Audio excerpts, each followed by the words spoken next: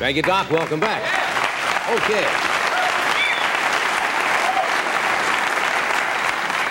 My first guest tonight is a young man who has emerged recently as a top heavyweight contender in the WBA, and he is going to be fighting the champion Mike Weaver for the heavyweight title in the first week of October at Caesars Palace in Las Vegas. I haven't met him, but I understand he's quite a character. Would you welcome Randall Tex Cobb?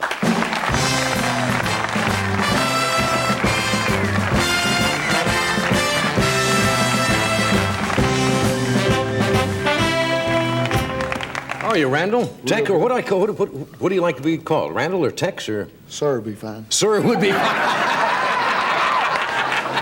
You got it, sir.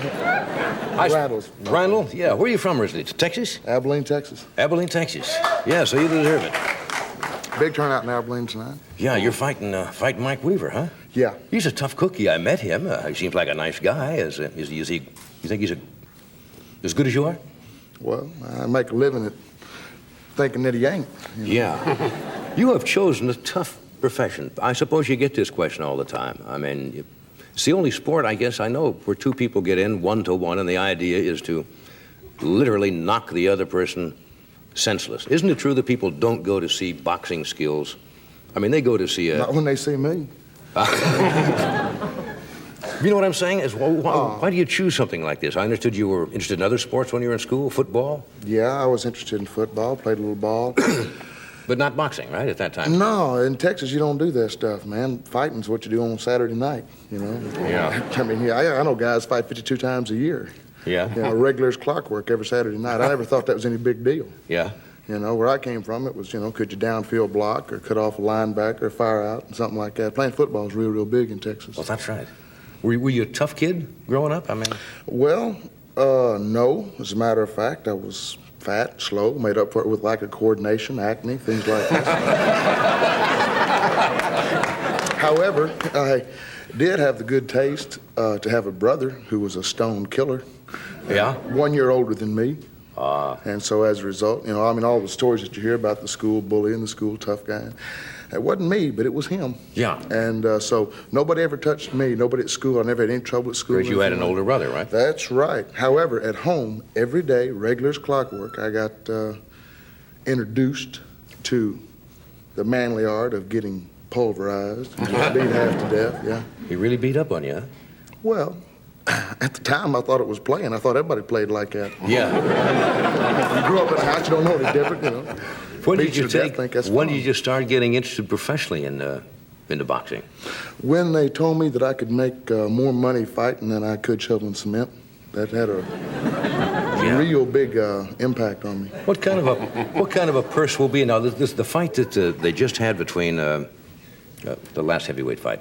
Forgot the Cooney Holmes fight. There was a purse there where they said they both got something like $10 million.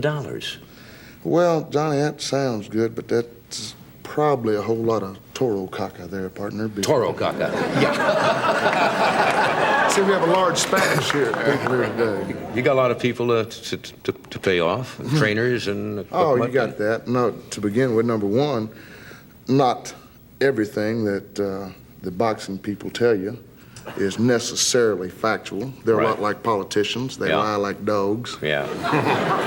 Bought and paid for, you know. So that could be a little inflated. I think there's a real good chance it's a little inflated. I'm sure somebody made $10 million, but it wasn't the fighters. Yeah. Will this be your biggest payday? Without question. Yeah.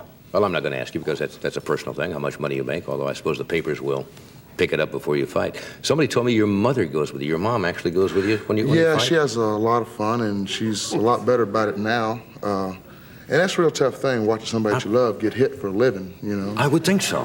That's not an easy thing to do, and she does real well with that. Does she know the sport well, or she just...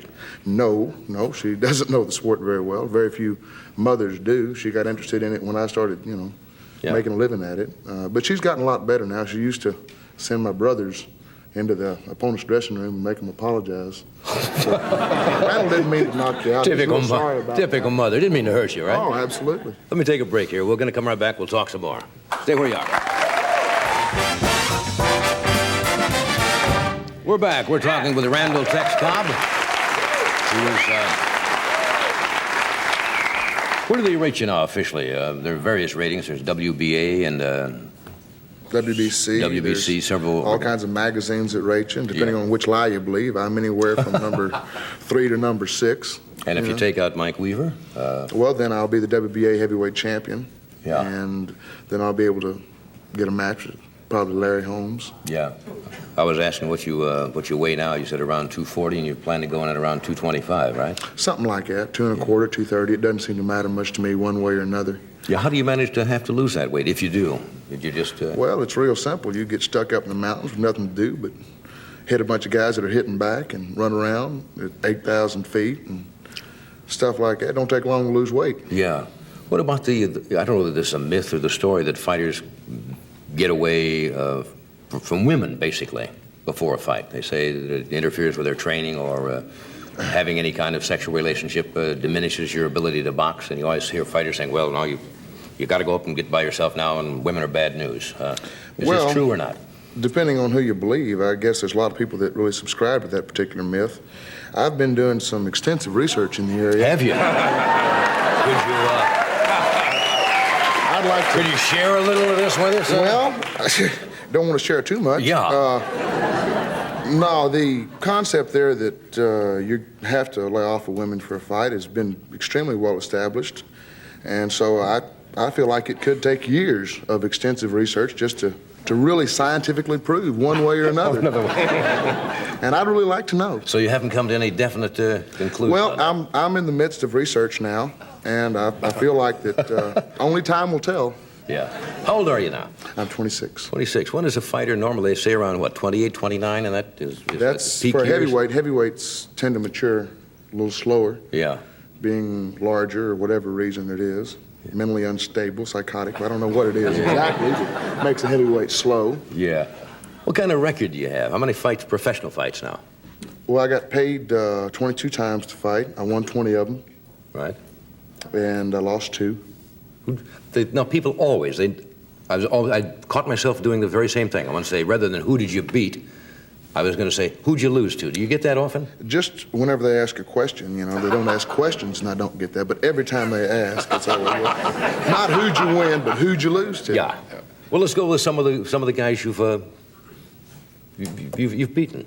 Well, it's Ernie Shavers, who was without question my very toughest fight. He is a tough fighter. He really is. Hit you hard enough to break your legs. Yeah. And can do it all night long. Yeah. You hear a lot of boxing experts say, well, after 2 rounds, the boy can't punch. See, those boxing experts ain't been in with a man. Yeah. That's why I always listen to Cosell. Cosell always has it doped out. I tell you what, there's one of the true greats of our field. I'd certainly look forward to a chance to an interview with Mr. Cosell. Certainly one of the things I look forward to. I'll bet you do. Tell me, Randall, when did you know he had you? You know, you get one of those questions like that. How does it feel lying there face down on the canvas? I mean, he's very diplomatic. Oh, man's a great American. You're dealing with somebody that, without question, every time you make a technical error, and the great thing about Howard is that he doesn't care if it's boxing or baseball or football. He's at least as good in boxing as he is anything else. But every time that the man makes a technical error at one point or another, you tend to get a lot of slurs on the boy's character or courage. And you got to remember, the boy didn't get there screwing up. That's right. I mean, this is a pro. He got there beating everybody else to get there. That's right. And Howard's going to talk about his courage and his character and, you know, and his wife and kids. And I get real upset with somebody. Get it all out, Randall. Get it all out. Yeah, get it. And that goes for your cat, too, Howard.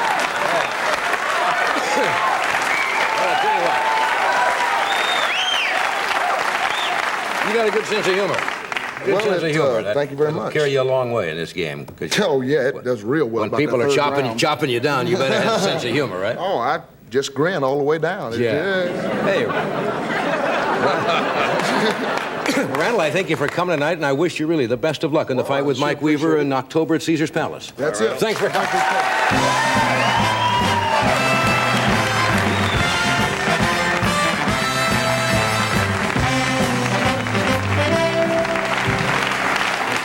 I'd like to to see that interview, he and Cosell. Oh, I'd love to see Randall talking with Howard. Tell me, Randall. Fantasies. All right, we'll be back in just a moment. Stay where you are.